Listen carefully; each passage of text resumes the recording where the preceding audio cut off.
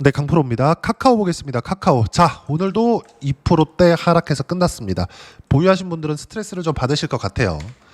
이제 조금 올라가나 싶었더니, 그리고 장기 보유하신 분들이 아마 많을 겁니다. 시세가 시작되는가 싶었더니 조정을 조금 가파르게 받다 보니까 정말 스트레스를 많이 받을 수밖에 없는 그런 상황입니다. 근데 정확하게 말씀드릴게요. 이제 시작입니다. 왜? 신고가를 만들었기 때문에. 자, 주식시장에서요. 신고가의 의미는 거의 100% 신고가에 의해서 주식시장이 상승하는 방향으로 추세를 전환시킨다고 보시면 돼요. 다들 바닥에 잡고 싶어 하잖아요. 이 바닥에 주식을 내가 매수해서 이렇게 올라가는 거, 또는 여기서 매수해서 이렇게 올라가고 여기서 또 팔고 이렇게 지속적으로 반복하는 거, 이거 불가능합니다. 주식시장은요, 미래가치를 반영합니다. 미래가치라는 건 뭘까요? 앞으로 실적이 좋아질 수 있는 호재가 있어야 돼요. 내용, 모멘텀, 이슈, 이런 것들이 있어야 됩니다. 그러면 앞으로 실적이 좋아진다는 건 뭘까요? 지금 실적은 좋지 않다는 거예요. 그러면 어떤 부분이 필요하다는 거죠? 성장이 필요하다는 겁니다. 근데 지금까지 카카오 같은 경우에는 성장을 했을까요? 실제 그 내용을 한번 보시죠. 전체적으로 제가 한번 따져서 이야기를 드릴게요. 자, 카카오의 22년, 23년, 24년입니다. 5년치 한번 보시죠. 20년, 21년, 22년, 23년, 24년입니다. 그렇죠? 20년부터 21년까지, 그리고 22년, 그리고 23년, 24년 매출을 보면 4조, 5조 9천억이니까 6조, 그리고 6조 7천억, 7조 5천억, 7조 8천억이죠. 근데 여기서 이익을 보자고요. 4,500억, 5,800억, 5,600억, 4,600억, 4,600억. 뭐가 보이십니까? 매출은 조금이라도 늘고는 있어요. 그리고 이익이 가파르게 증가했었던 건 딱 20년과 21년도까지입니다. 근데 그 이후에는 어때요? 매출은 계속해서 늘고 있어요. 근데 마진은 늘지 않아요. 우리가 여기서 하나 생각해 볼게요. 주가의 고점은 언제 나왔을까? 21년도에 나왔습니다. 그것도 6월 달에. 근데 실적 그리고 성장이 부각되었었던 점은 언제일까요? 아까 실적 제가 방금 보여드렸죠. 21년도예요. 그 뒤에는 성장을 못했죠. 매출은 늘었지만 이익이 줄고 있습니다. 그럼 어떤 부분이 발생해요? 마진이 주는 거잖아요. 영업이익률이. 이익률 자체가 줄고 있다는 겁니다. 그러면 의미하는 바가 뭐예요? 성장을 못한다. 근데 카카오가 돈을 못 벌어요? 법니다. 그러면 돈은 잘 벌어.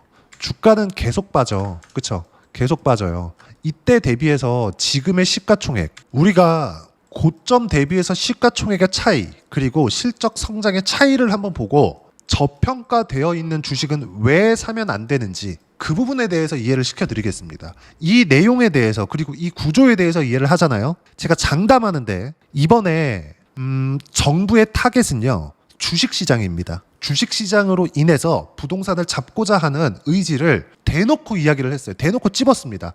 코스피 5천을 보내겠다. 이게 실현 가능할지, 아니면 부동산을 잡을 수 있을지 없을지 그건 몰라요. 가봐야 알겠지. 근데 정부의 의지는 그러하다. 그러면 정부의 의지대로 우리는 그쪽 방향으로 자금을 움직여야 돈을 벌 수 있습니다. 정부에서 그쪽으로 돈을 계속해서 넣어줄 거니까, 부양시키기 위한 의지를 우리는 실제 봤으니까, 지지하고 지지하지 않고에 대한 문제가 아니에요. 돈 벌어야 되잖아요. 그 부분에 대해서 이야기를 드릴 겁니다. 자, 잘 보세요.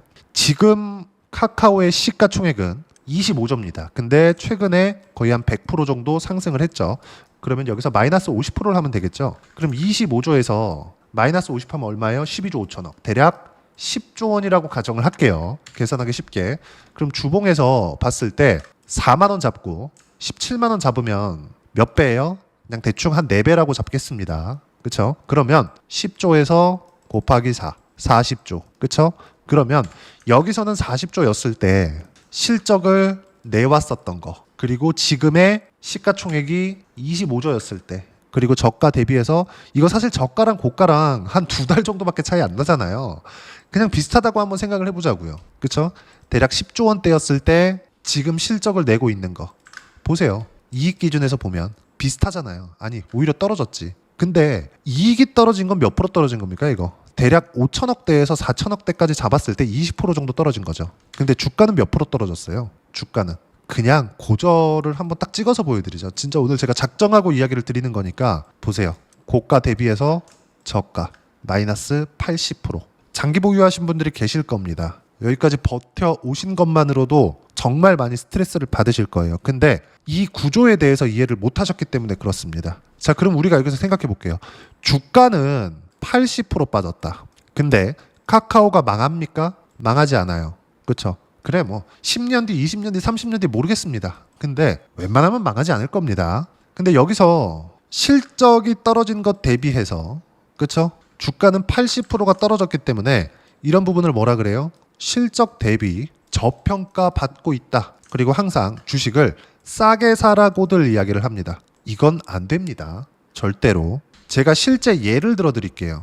여기에는 이제 이렇게 상승하는 데는 뭐 스테이블 코인에 대한 부분도 있고 그래서 서클에 대한 주가를 보시는 분들도 있습니다.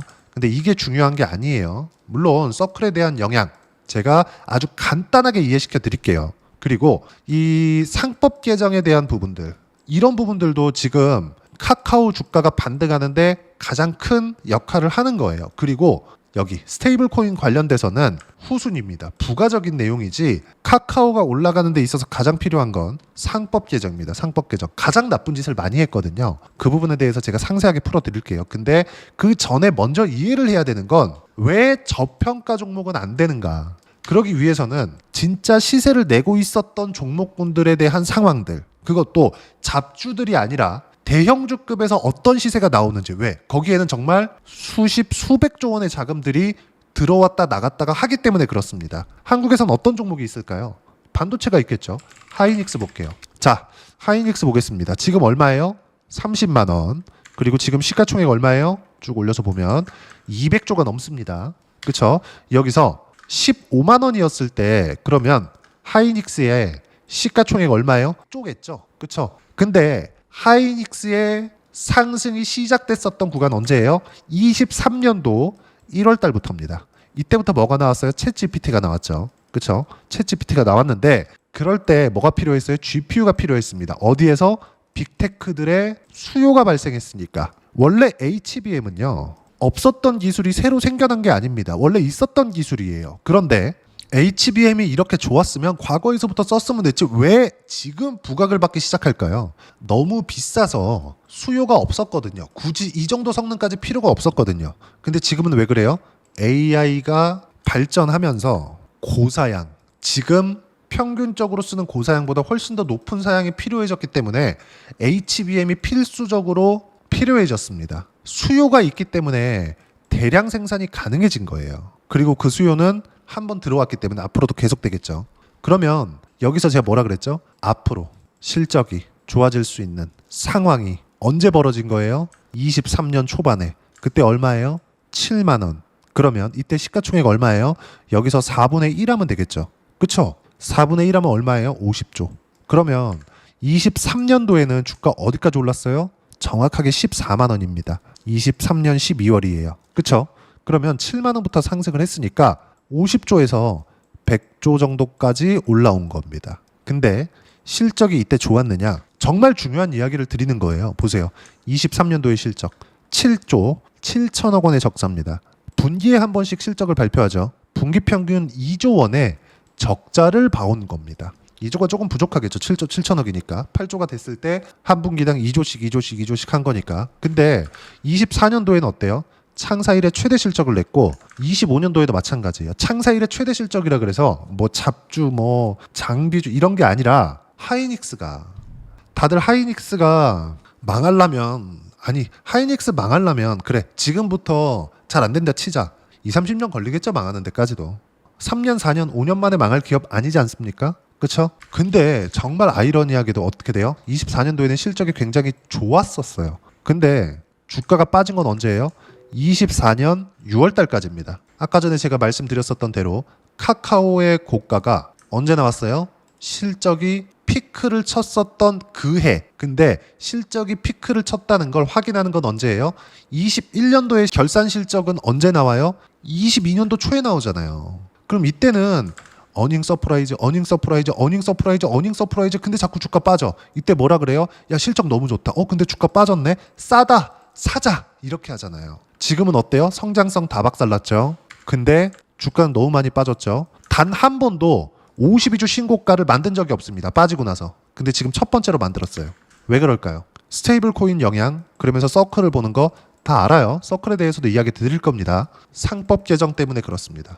그리고 카카오는 이렇게 떨어지는 과정에서 나쁜 짓을 참 많이 했어요. 어떤 나쁜 짓을 했느냐? 그래, 카카오 게임은 인수한 거기 때문에 패스. 카카오뱅크. 야, 그래, 카카오뱅크까지 인정한다. 근데 꼭 카카오페이까지 했어야 됐냐? 우리가 여기를 한번 생각해 보자는 겁니다. 이거 다 어디서 분사한 거예요? 카카오에서 분사한 거잖아요. 그러면 얘네들은 지금 뭘 하고 있는 거예요? 가공자본을 계속해서 만드는 거예요. 가공자본을 계속해서 만들면 어떤 부분이 발생해요? 카카오의 가치가 희석될 거 아닙니까? 다 같이 포함되어 있었으면 아무리 성장성이 훼손됐다고 하더라도 이런 상황까지는 만들지 않았을 거예요. 이런 상황까지는. 근데 지금 어떤 상황이 됐습니까? 분사. 아니, 구글에서 유튜브를 따로 떼서 상장시키나요? 넷플릭스에서 한국 넷플릭스 이래가지고 따로 떼서 상장시키나요?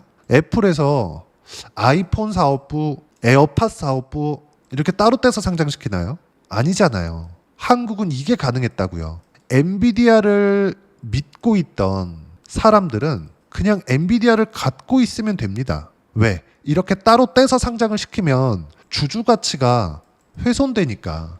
근데 카카오는 어떻게 했어요? 이런 짓들을 몇 년에 걸쳐서 해왔다고요. 계속해서. 아무런 제재도 받지 않고 욕만 먹었죠. LG그룹에서 LG화학의 이 주가를 가지고 뭐라 그랬습니까? 이거 2차 전지 사업한다. 2차 전지 종목이다. 실제 이렇게 홍보를 했습니다. 근데 LG 에너지 솔루션 22년 초에 상장시킬 때 뭐라 그랬나요? LG화학 주주들한테 단 한 주도 주지 않았어요. 10년 동안 그 지랄을 했는데 이걸 상법 개정으로 막겠다는 겁니다. 전체적으로 봤을 때 이거 하지마 저거 하지마가 아니라 딱 통합해서. 그렇죠? 이사의 충실 의무는 주주까지 포함이 된다. 원래 이거를 굳이 주주라고 명명을 꼭 해야 되나요? 근데 이 짓거리를 어디서 해서 법원에서 한 겁니다. 이 짓을 못하게 만들겠다고요. 주주라고 그냥 명확하게 딱 꼽겠다고요. 그러면 운영비를 땡겨서 하는 유상증자 관련된 경우에도 아마 많은 부분이 없어질 겁니다. 한국 시장이 굉장히 깨끗해지겠죠. 거버넌스 문제가 거의 없어지다시피 할 겁니다. 그래야 외국인 투자자가 돌아옵니다. 외국인 투자자가. 지금 카카오가 이렇게 신고가를 가는 과정에서 외국인들은 어떻게 됐어요? 한 달 동안 팔았습니다. 그런데도 불구하고 신고가를 간 거예요. 그러면 기관이 매수했으니까 갔겠죠. 이렇게 보시는 분들이 있을 것 같아요. 우리가 이걸 뒤집어서 생각해 보자고요. 저는 수급 상황에서 누가 매수하는지 그걸 그렇게 중요하게 보진 않습니다. 근데 외국인들이 상법 개정이 되는 것을 보고 돌아왔을 때는 어떻게 될까요? 그때부터 새로운 시작 구간이 열리고 기술적으로 보더라도 어떤 패턴이 나왔을 때 주가가 움직인다 이딴 소리를 제가 드리는 게 아니라 신고가를 갔다는 건 원래 고가 매물을 소화해야 되는 시간이 필요한 겁니다. 그리고 미래 가치가 좋아지는 부분까지도 이번에 AI에 대한 직접적인 투자, 정부 단에서 이렇게 보셔야 됩니다. 한국은 기업 단에서 AI를 붙어서 발전시킬 수가 없습니다. 왜? 네이버 기준에서 봤을 때 R&D 투자를 하는 쪽으로 보잖아요. 그러면 10% 이상 투자를 합니다. 10% 이상 매출액에 대비해서. 그러면 1조에서 1.5조 정도 이렇게 투자를 하는 거예요. 네이버의 실적 한번 볼까요? 이 정말 중요한 이야기예요. 자, 네이버 매출이 뭐 10조, 뭐 8조대 이런 식으로 되잖아요. 성장을 계속 하고 있습니다. 그렇죠? 근데 우리가 여기서 이거 하나 생각해 보자고요. 여기서 R&D 투자를 많이 해요. 10에서 15%면 많이 하는 겁니다. 실제 R&D 투자를 이렇게 하고 있어요. 근데 전체적인 이 규모 자체에서 미국의 빅테크들, 그렇죠? 미국의 빅테크들은 이 자체가 높잖아요. 미국의 빅테크들 지금 뭐 엔비디아의 GPU 사들이고 어마어마하게 사들이고 다 쓸어가고 있고 이렇게 하고 있는데 100조 단위의 투자를 합니다. 왜? 분모가 크니까. 한국은 어때요? 분모 자체가 작아서 기업 단에서 아무리 투자를 한다고 하더라도 똑같은 비율로 넣고 있어요. 미국의 빅테크들과 같이. 그런데도 불구하고 컴퓨팅 파워에서 안 되는 거예요. 근데 이런 것들을 정부 단에서 지원이 들어와야 되는데 정부 단에서 지원을 해주겠다고 이야기를 하고 있어요. 그리고 대통령 임기는 이제 시작이고요. 코스피 5천을 보내겠답니다. 그리고 구체적인 내용에 대해서 아직까지 뭐 이건 이렇게 하고 저건 저렇게 할게 큰 그림만 딱 그려놨지만 정확하게 부동산과 연계시켜가지고 부동산 자금을 주식시장으로 옮기겠다고 방향성을 콕 집어서 이야기를 해줬습니다. 될지 안 될지는 모르겠으나 시장은 아까 전에 뭐라 그랬죠? 실적 이야기하면서 미래 가치를 반영한다 그랬죠. 미래 가치를 반영하는, 즉 앞으로 그렇게 될 수 있다는 기대감은 발생을 시켜놨다고요. 그것만으로도 신고가를 만들어냈고 신고가를 갔으면 당연히 기간 조정이 필요합니다. 만약에 미래 가치가 좋아지는 부분이 없었잖아요. 그러면 신고가를 만들지 못했습니다. 신고가를 가더라도 매수해야 되는 게 아니라 신고가를 절대 못 만들어요. 하이닉스, 대형주, 초대형주 다 마찬가지입니다. 이런 상황이 지금 나오기 시작했다. 지금부터는 매매 타점을 잡을 생각을 해야 되고 우리가 보유 기간을 최대한 줄이기 위해서 확인하고 매수하는 것이 필요하다. 싸게 잡는 것이 중요한 게 아닙니다. 보유 기간을 최대한 줄이면서 효율적으로 자금을 어떻게 운영할 것인지가 중요합니다. 그리고 그 내용에 대한 부분은 제가 여기 소통방에서 무료로 공유를 해드리고 있습니다. 오늘 같은 경우에도 마찬가지예요. 보세요. 7월 2일이죠. 자, 내용 보겠습니다. 코스피 코스닥 소폭 약세. 코스피 코스닥 큰 비중을 차지하는 삼전 하이닉스, 반도체 종목군들이 단기 반등폭이 컸기 때문에 나오는 일시적인 조정이다. 카카오도 마찬가지예요. 그리고 기간 조정을 보낼 수 있다. 언제까지? 다음 주 옵션 만기일까지. 조정 없는 주식은 없다. 시장도 마찬가지다. 보유 물량 대폭 줄여놨습니다. 저는 그 보유 물량 중에는 어떤 것들이 있었느냐? 어저께요. 7월 1일입니다. 어때요? 두산 에너빌리티 쭉 보시면 최근에 원전 엄청 좋은 거 알죠? 어떻습니까? 62,500원. 8% 하락한 거 보고 188% 수익 매도. 이따 확인시켜 드리겠습니다. 모든 것들은 확인된 이후에 매매를 하는 겁니다. 앞으로 잘 될 거 예상하지 마세요. 확인된 건 뭐예요? 앞으로 좋아질 만한 내용. 그리고 이 내용을 시장에서 인정해 준 거. 그게 뭐? 신고가. 카카오 지금 뭐? 신고가. 하지만 신고가 이후에 매물 소화 과정. 왜? 악성 매물들 나와야 되거든요. 악성 매물이라고 표현해서 죄송합니다. 장기간에 물려 있었던 물량들이 엄청나게 많을 거예요. 그런 물량들이 나오는 과정이 필요하다. 그리고 이런 과정에서 코스피 코스닥도 많이 올라왔기 때문에 단기간 매물 소화 과정이 필요한 거일 뿐입니다. 그리고 정부의 의지는 명확하다. 성공하든 못하든 정부에서 성공하든 못하든 간에 우리는 돈을 벌어야 되잖아요. 정부의 의지에 맞게 가야 됩니다. 최소한 1년 동안은. 저는 한 2년 정도는 지속될 거라고 보는데 1년 동안은 정부에서 이야기한 대로 콕콕 집어주는 대로만 가더라도 충분한 돈을 벌 수 있고요.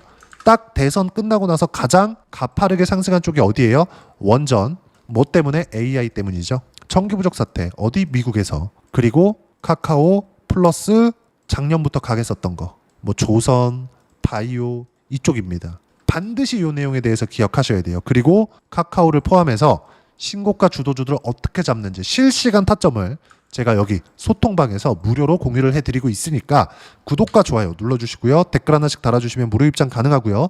입장 링크는 여기 010-8713-1916으로 구독이라고 문자 보내주시면 소통방 입장 링크 순차적으로 공유를 해드리도록 하겠습니다. 자, 그러면 소통방에서 진행하는 내용 똑같이 따라서 매매를 했을 때 어느 정도까지 수익 구간을 볼 수 있는지 그 부분에 대해서 확인시켜 드리겠습니다. 실제 계좌 오픈하는 겁니다. 자, 내용 딱 치면 어떻습니까? 두산 에너빌리티 몇 프로 수익? 180% 수익.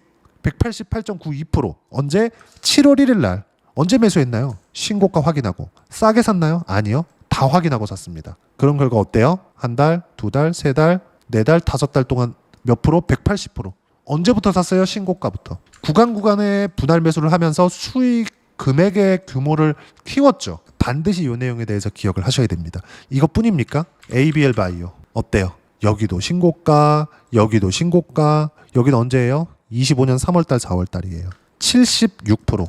그쵸? 언제? 4월달. 이것뿐이 아닙니다. 하나오션 조선주를 포함해서 바이오까지. 그쵸? ABL 바이오 말고도 다른 종목군들까지. 예를 들어서 알테오젠이나 이런 종목군들 보면 어떻습니까?